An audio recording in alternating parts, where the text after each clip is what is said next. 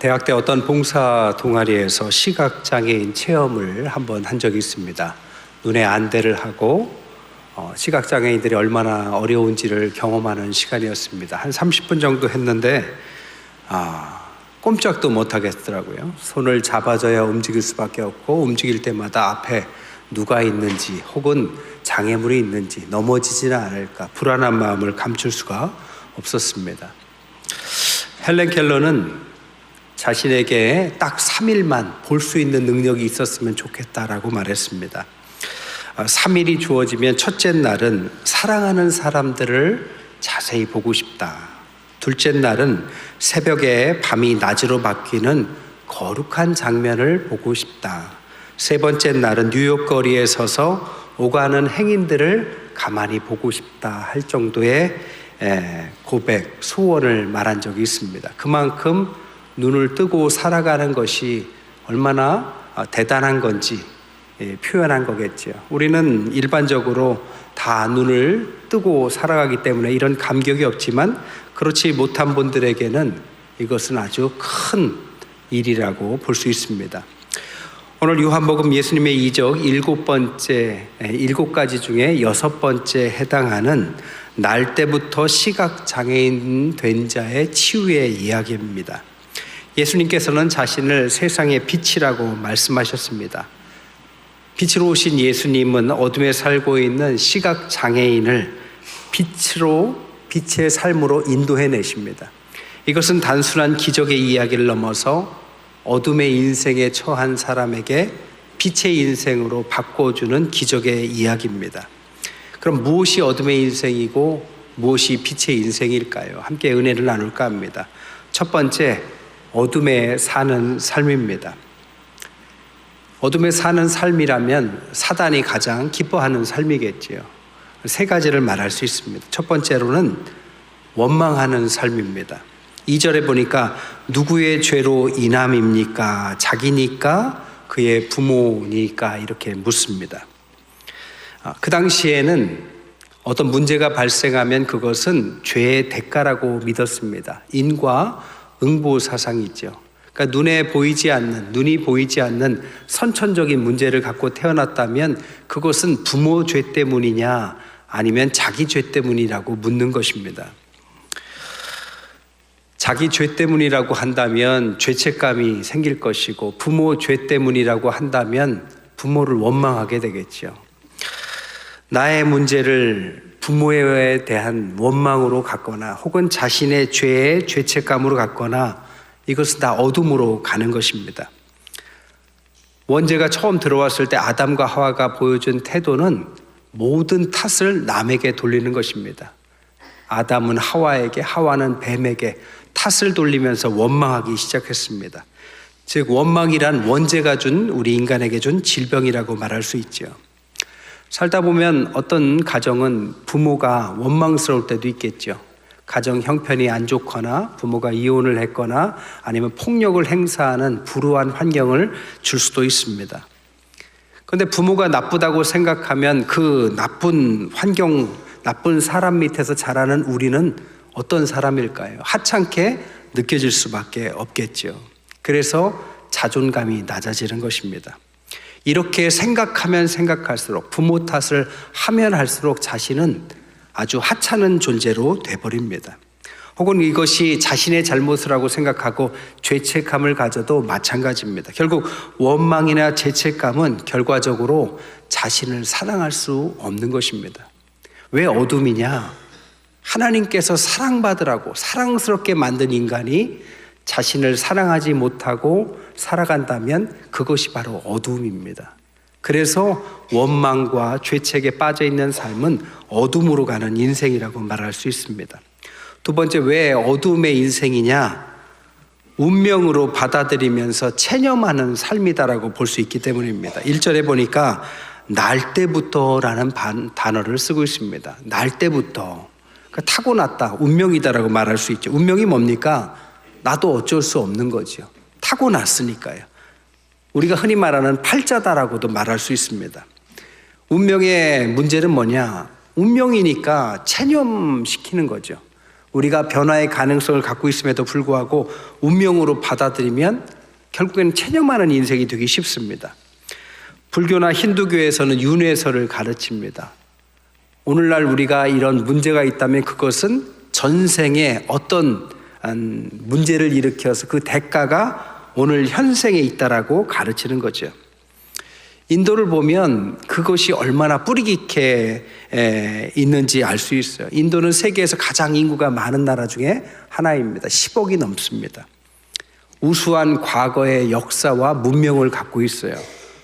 제가 미국에 있을 때 인도 사람들하고 같이 생활한 적이 있는데 한국 사람들 똑똑하다고 수학을 9구단을 일찍부터 외우는데 인도 사람들은 9구단이 아니라 19단을 외웁니다. 어렸을 때부터 수학을 그렇게 하니까 아주 수학적으로도 뛰어나고 공학적으로도 뛰어난 사람들입니다. 그래서 대부분 좋은 직장에 취업을 하는 걸 볼 수 있어요. 수학과 공학이 뛰어나니까 원자폭탄도 핵폭탄도 인도는 갖고 있습니다. 이렇게 우수한 나라임에도 불구하고 그 나라는 아직도 카스트 제도를 갖고 있습니다. 카스트 제도가 뭡니까? 4계급으로 태어나는 거죠. 사제 계급이 있고 왕족이 있고 귀족이 있고 서민이 있고 여기에 해당하지 않는 또 다른 불가촉 천민도 있다. 이게 왜 이런 계급이 가능하냐? 전생에 네가 한 행동 때문에 그 대가다라고 가르치는 것입니다. 계급을 숙명적으로 받아들이도록 가르치는 가르침. 이게 얼마나 위험한 무서운 가르침입니까? 불가촉 천민은 이런 4계급 안에 들지도 못해요. 근데 그 숫자가 우리나라 인구의 거의 3배에 해당하는 1억 7천만 명이 불가촉 천민에 해당한다고 합니다. 이 달리트라고 불리우는 이 사람들은 얼마나 비참한 삶을 사느냐. 나렌드라 자디브가 쓴 신도 버린 사람들이란 책에 보면 이 사람들은 허리에 빗자루를 차고 다닌대요. 그러니까 청소를 하면서 사는 거죠. 이 사람들은 가지 못할 곳이 2군데인데 하나는 사원에 갈 수 없습니다. 기도할 수 없어요. 또 하나는 우물에 갈 수 없어요. 물도 마음대로 못 마십니다. 이 사람들에게 유일한 권리라면 구걸할 수 있는 권리가 있다고 합니다. 구걸이 권리일까요? 그러니까 태어나면서부터 이런 계급에 속해서 나는 전생에 죄를 지었기 때문에 평생 죄를 씻어가면서 이렇게 살아가야 된다고 믿는다면 그것은 정말로 불행한 인생이 아닐 수 없습니다. 여러분, 숙명론은 자신의 인생이 변화할 수 있는 가능성을 스스로 닫아버리는 것입니다. 입을 닫고 어떻게 음식이 들어가기를 기대하겠어요? 우리의 삶이 때로는 어려울 수 있지만 변화의 가능성을 믿는 것과 체념하는 것은 전혀 다른 거죠. 이런 체념을 시키는 이것이 어둠이라는 것이죠. 또한 3번째, 이런 삶은 감사가 없는 삶이다라고 말할 수 있어요. 오늘 12절에 보니까 그들이 이르되 그가 어디 있느냐 이르되 알지 못하노라. 예수님께서 눈을 뜨게 선천적으로 시각 장애인인데도 눈을 뜨게 해준 그 기적을 보여주셨는데도 누가 왜 어디에 계신지조차도 알지 못한다라는 것입니다. 심지어 18절에 보니까 유대인들이 그가 맹인으로 있다가 보게 된 것을 믿지 않고 부모를 불러서 물었다, 이렇게 말을 합니다. 이웃이 눈을 떴으면 기뻐해 줘야 되는데 기뻐하긴 고사하고 의심합니다. 부모를 불러서 진짜 선천적으로 문제가 있었던 거 맞냐, 거짓말한 것 아니냐, 이것을 물었다라는 거죠. 의심하는 거죠. 여러분, 의심의 반대말은 감사입니다. 감사의 반대말은 의심이에요. 의심이라는 것은 주님께서 주신 삶을 감사하지 못하고 계속해서 정말 하면서 의심하는 거죠. 오늘날 과학과 합리로 포장된 시대에 사는 대부분의 사람들이 이 의심을 갖고 살다 보니까 감사를 다 잃어버리죠. 어디에서 이런 재밌는 글을 읽었어요. 고마워의 마법이라는 글인데요, 남자들이 가장 듣고 싶은 말 1위가 뭐냐? 고마워라는 단어라고 합니다. 남자들에게 아내가 망치질 할 게 있어서 못질 좀 해달라고 하면 그 못질을 잘 해주고 나서 아내가 아이고 고마워 하면은 그 다음부터 남자들은 망치를 들고 다닌대요. 뭐 또 못 박을 데 없나 하고 다닌대요. 그런데 아유 이걸 망치질이라고 해놨냐고, 내가 하는 게 낫겠다고 하는 순간부터 절대 안 도와준답니다. 그러니까 고마워라는 거 별거 아닌 것 같지만 마법과 같은 말이죠. 마찬가지로 우리 인생에 하나님께서 주신 삶에 그 감사를 잊고 정말 하나님이 주셨나? 내 힘으로 한 건 아닌가? 우연의 산물인가? 이렇게 생각하기 시작한다면 어두움이 들이치기 시작하는 것입니다. 여러분, 인생의 위기는 사실 감사를 잃어버릴 때부터 시작된다고 말할 수 있습니다. 모든 것이 당연하다고 생각한다면 우리의 마음은 점점 단단해져 갑니다. 의심으로 가득 차면 하나님이 주신 찬란한 인생을 보지 못하게 되는 것이죠. 그래서 오늘 본문에도 16절에 보니까 바리새인 중에 어떤 사람이 말하되 이 사람이 안식일을 지키지 않는다. 사람이 고침받고 선천적인 시각장애가 나았는데도 불구하고 안식일 규정을 어겼다고 따지는 단단한 마음의 사람들이 돼간 것입니다. 이런 어둠에 사는 사람을 주님께서 오셔서 빛으로 인도하셨습니다. 4절에 보니까 나를 보내신 이의 일을 하여야 하리라 라고 말씀하십니다. 주님께서 오신 이유가 뭐냐? 하나님께서 보내신 일이 있는데 그게 뭐냐? 어둠에 속한 사람들을 빛으로 인도하는 일이십니다. 세 가지. 첫 번째로는 숙명이라고 생각하는 운명을 바꿔주는 것입니다. 3절에 보니까 예수께서 대답하시되 이 사람이나 그 부모의 죄로 인한 것이 아니라 그에게서 하나님이 하시는 일을 나타내고자 하는 거다. 네 죄 때문도 아니고 부모의 죄 때문도 아니고 하나님의 특별한 인생을 주신 하나님의 계획이 있다는 사실을 깨달으라고 말씀하신 것입니다. 여러분, 살아가는 것과 하나님의 계획을 믿고 살아가는 것은 큰 차이가 있습니다. 요셉과 같은 경우에는 형들의 배신으로 노예가 되지요. 거기에서도 결국 누명을 쓰고 감옥에 갑니다.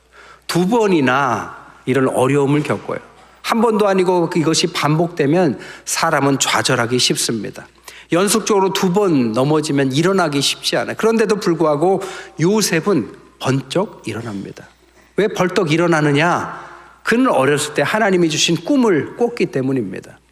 하나님의 꿈이라는 것은 하나님의 계획인 것이고 하나님의 계획이 있다는 것을 어렴풋이나마 믿었기 때문에 그는 좌절하지 않을 수 있었습니다.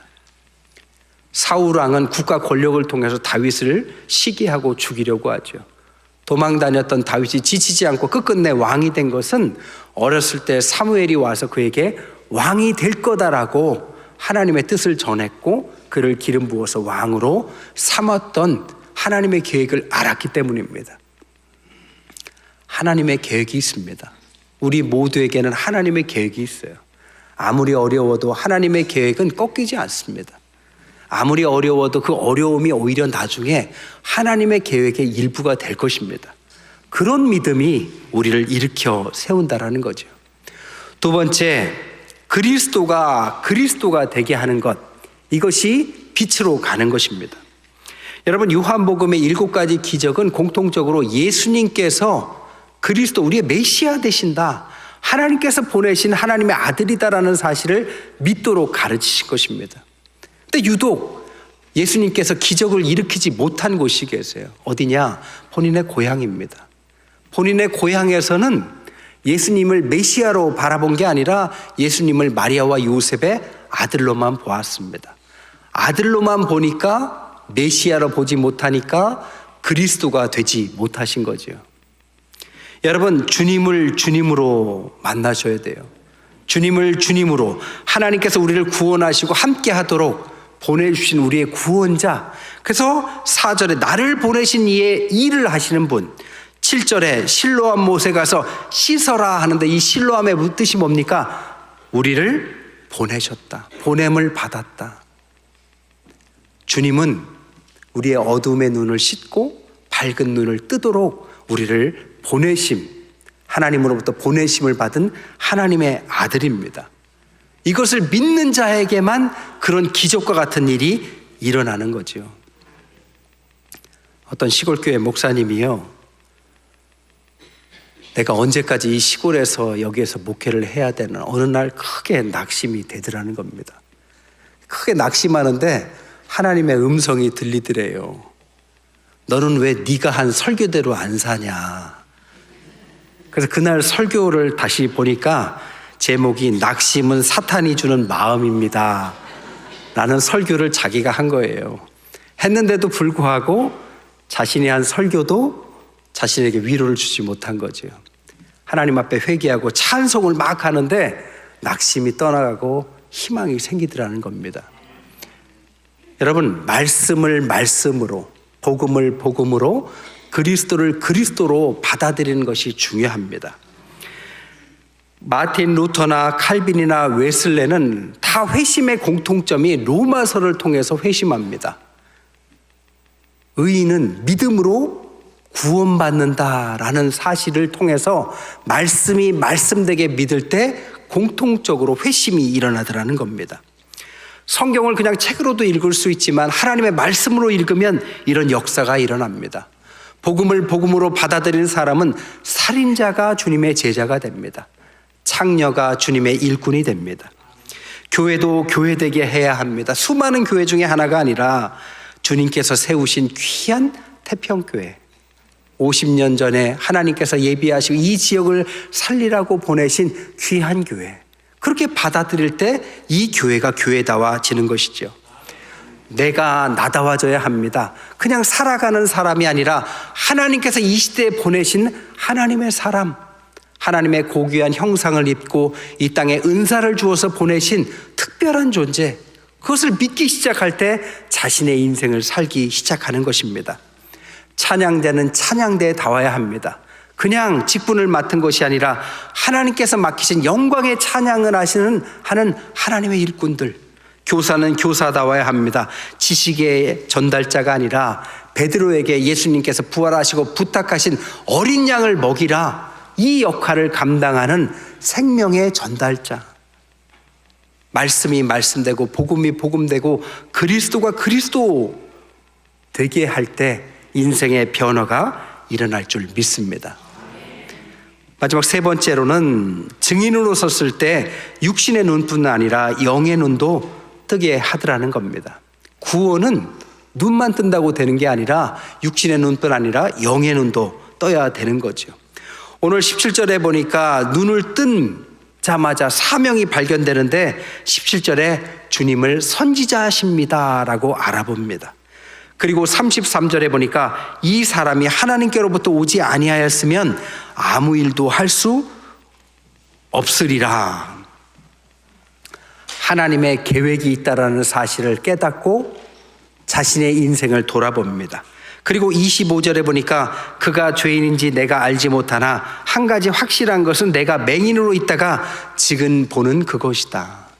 그러니까 이 선천적인 시각장애인이 눈 뜨고 나서 이걸 가지고 왈가왈부하니까 뭐라고 하느냐, 다른 건 모르겠고 내가 지금 눈을 뜬 것, 그거 하나만큼은 내가 확실히 말할 수 있다. 자신의 삶의 체험을 통해서 주님의 생명을 증언하는 증인이 되더라는 것입니다. 결국 그가 육신의 눈을 뜨고 나서 고백한 게 뭐냐, 38절에 보니까 내가 눈을 떴습니다 라고 말한 게 아니라 주님, 내가 믿습니다 이렇게 말하더라는 것입니다. 그러니까 육신의 눈뿐 아니라 영의 눈도 뜬 거죠. 우리는 사실 대부분 눈을 뜨고 살기 때문에 이 감격을 맛보기가 힘들어요. 그래서 제가 여러분들에게 이 감격을 어떻게 맛보게 할까 고민하다가 한국의 문학작품을 갖고 왔습니다. 판소리 심청가의 마지막 장면입니다. 신봉사가 마지막에 눈을 떠요. 근데 신봉사만 눈을 뜨는 게 아니라 전국에서 잔치에 참여한 사람들이 기적과 같이 눈 뜨는 장면들이 있습니다. 제가 그거를 한번 읽어드릴게요. 3일 동안 잔치 중에 잔치에 참여하고 먼저 돌아간 사람들은 저희 집에서 뜨고 미처 도착하지 못한 사람들은 길가에서 눈을 뜨고 가다가 뜨고 오다가 뜨고 서서 뜨고 앉아 뜨고 실없이 뜨고 어이없이 뜨고 화내다 뜨고 울다 뜨고 웃다 뜨고 떠보느라 뜨고 시원히 뜨고 앉아 놀다 뜨고 자다 깨다 뜨고 일시에 눈을 떠서 광명천지가 되었구나. 얼쑤. 여러분들이 해주셔야죠. 이 얼마나 많은 사람들이 동시에 눈을 뜰 때 그 감격이 대단했겠습니까? 사실 이 사건은 한 명이 눈을 떴다라는 것이 아니라 어둠에 속해 있는 이 세상에 주님께서 오셔서 눈을 뜨게 했다라는 뜻입니다. 예수께서 39절에 보지 못하는 자들을 보게 하고 보는 자들은 맹인이 되게 하려 함이다라고 경고하셨습니다. 이 말은 뭐냐? 우리가 눈을 뜨고 보는 것 같지만 자신과 남을 원망하며 살아가고 우리의 잠시 어려움을 숙명적으로 체념해버리고 감사를 잃어버리고 산다면 우리가 교회에 다니지만 우리 앞에 하나님의 능력을 보지 못하는 소경과 같다라는 뜻입니다. 하지만 우리의 삶에서 진짜 영의 눈을 떠서 하나님의 계획을 진짜 믿고 우리의 주님이 주님 되시게 하는 삶을 고백하며 증인된 삶으로 나아갈 때 진정으로 눈뜬 사람들의 삶을 살 수 있다라는 것을 말씀하고 있습니다.